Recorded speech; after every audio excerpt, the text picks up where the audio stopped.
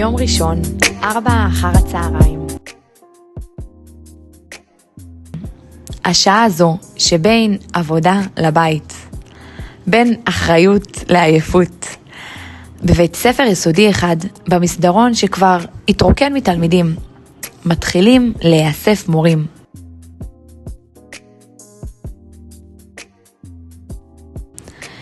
יש כאלה עם קפה ביד, יש כאלה עם תיק פתוח, יש כאלה שכבר רוצים להיות במקום אחר. חדר המורים מלא, השולחן ארוך, האוויר כבד. שומעים מזגן, שומעים כיסא נגרר, שומעים לחישה של כמה זמן זה היום? יש לי עוד קניות. ואז הדלת נפתחת, המנהל נכנס, בלי מבט מסביב, בלי small talk, הוא מתיישב, פותח מחשב, מחבר מקרן, והמליאה מתחילה.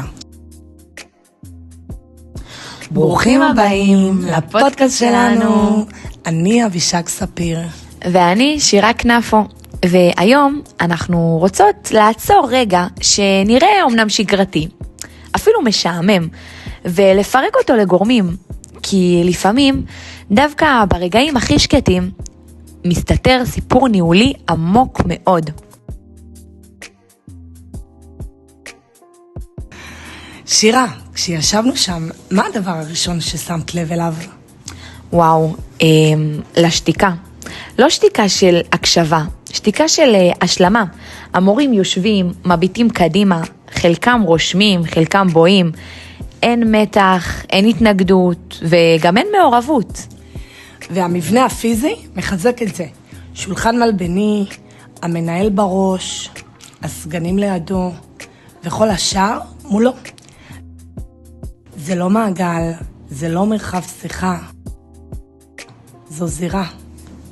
סדר היום מוקרה, סעיף אחר סעיף. הכל ברור, הכל מסודר, וברגע מסוים הוא עוצר ואומר, אם יש שאלות, זה הזמן. ואין שאלות. אבל זו לא שתיקה מבולבלת, זו שתיקה של מי שכבר למד. אין השפעה. ואז ראינו מורה אחת, נניח שנקרא לה דנה. דנה היא מורה ותיקה. כבר ראתה מנהלים, ראתה רפורמות. היא מחזיקה עט, אבל לא כותבת. המבט שלה לא כועס. הוא מבט עייף. וגם כשדיברנו עם דנה אחר כך, היא אמרה משהו שתפס אותי. כן, היא אמרה, פעם הייתי מדברת, היום אני באה לשמוע וללכת.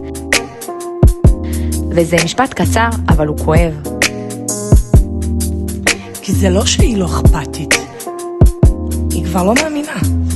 וזה מוביל אותנו ישר לתיאוריה, לא מספרים, לא שקפים, אלא תפיסת אדם. אז שירה, בואי נצלול באמת, מה זה מקרגור ומה הוא טוען? אז בעצם מקרגור אומר, כל מנהל, גם בלי לדעת, פועל מתוך הנחות על טבע האדם.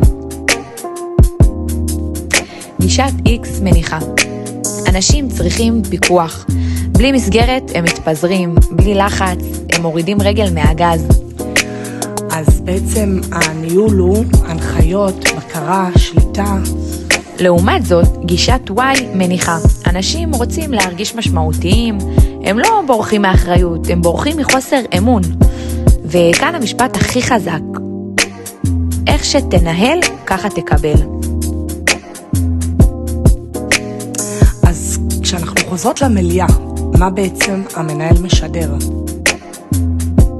הוא משדר, אני חושב בשבילכם.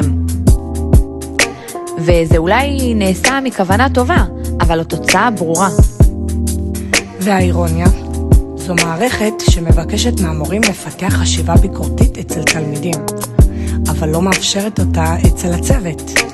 כשניהול כזה נמשך שנים, המחיר מצטבר. לא דרמה, לא מרד, פשוט דעיכה. ומורה כבוי לא מדליק. ולכן השאלה האמיתית היא לא איך נראית המליאה, אלא איזו תפיסת אדם עומדת מאחוריה.